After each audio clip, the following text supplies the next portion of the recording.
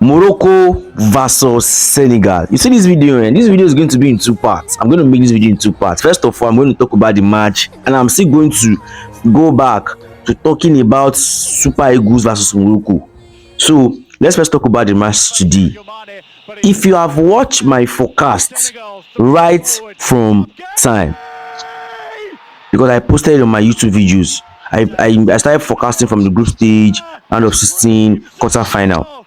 And when the match was getting to the final, even though I was not around, I made a tweet, I made a post, and even my last video for the some of the semi-final matches, I made a video. I said Senegal will defeat Morocco. I said in 90 minutes. And even if you look at that match has already ended in 90 minutes. If not for that disallowed goal that referee disallowed. But what am I trying to say? But I'm trying to tell you that Senegal will defeat Morocco. Senegal were a better side. Now, don't let us write off Morocco. Don't let us rubbish Morocco, because Morocco still remain the best team in Africa, whether we like it or not. They remain the best team in Africa because of the way they play physical football. They are ready to up mass defense, mass attack. They are ready to bamboozle you. They are ready to play you like not like their life depends on it. So we can't write off the Moroccans. They have this tournament. They have really tried. They deserved what they played well. Even if they had win that tournament last night, they played well. I am not going to join the bad wagons of saying that they were robbed. The referees were just doing what they liked. Nobody send the referee any message as they are doing, because you are officiating a top class football tournament in Africa. So tell me why you should be tension, because majority of what that referee blew yesterday was based on pressure and tension. Yes, from time being, we have always known that hosting nations, people that are playing at home always have home advantage. We know that.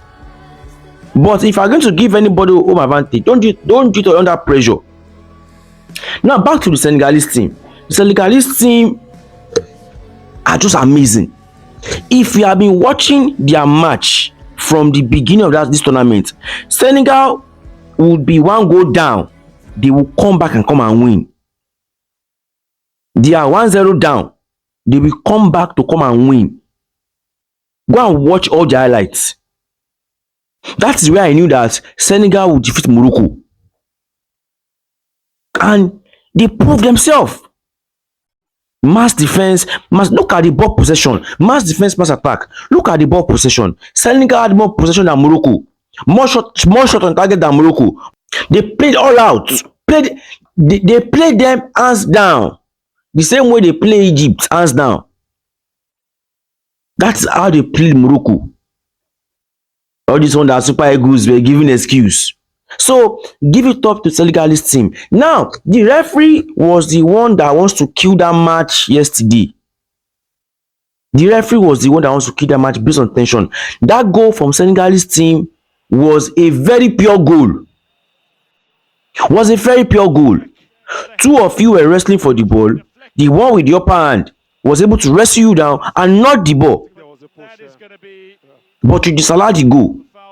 And I don't even understand those VAR. Those VAR in this tournament, those people, those VAR official machines, those guys at the machines of the VAR, they need to be changed, because they've been messing up. First of all, they waste time.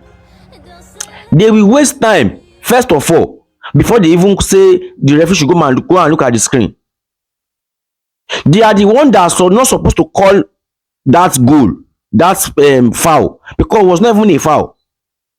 They are not supposed to even call that referee, because number one, you have disallowed their goal.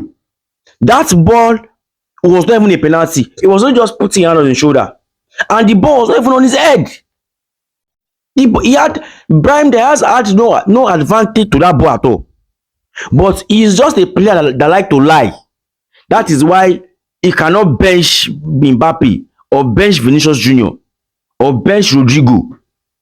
He cannot bench them because you are too weak. You have to just fall easily. You are looking for unnecessary foul. You just lie. Now you get 8 minutes extra additional time. You have disallowed a goal, and at that minute in time you are calling for penalty. What kind of referee does that? That is where the referee mess up. What kind of referee does that? You are calling for penalty at that hour, at that odd hour, 98 minutes, when the ball has already ended, the ball is supposed to take to extra time. You are calling for penalty. And it was not as if you saw that penalty. It was the players, Brahim Diaz, that pressured you to call for penalty. That referee, I don't like saying people should lose their job. He just mess up. He was the one that actually spoiled that match. Now, to Brahim Diaz penalty, I can bet all my money in this world that penalty was intentional. To everybody saying that it was not intentional, he played Paneka. Yes, he played Paneka, but the Paneka was not intentional. He deliberately lost that penalty because look at the Senegalese fans. They were already fighting in the, look at the field. There was chaos in the field. Senegalese fans were guests. They were already fighting in the stadium. They were already fighting in the stadium. It was already looking it was already looking unfair. Everybody were talking. The coach were talking. The players were talking. There was chaos on the field. So the best thing he did was just play the penalty. Look at the penalty. Look at the penalty. He slowed down. No effort in that penalty. He showed the keeper where he was playing. In fact, if that keeper had ran to the end of the field, that keeper would still run back and pick that ball. It was a deliberate penalty, and that was why he was doing like this for the captain, African Footballer of the Year. The captain, African Footballer, what's his name? Hakimi. That was why he was doing like this for Hakimi. Talking that you should not worry. Because I was like, why did you play that penalty like that? And I was telling him that using his hands to do like this, that he should not worry.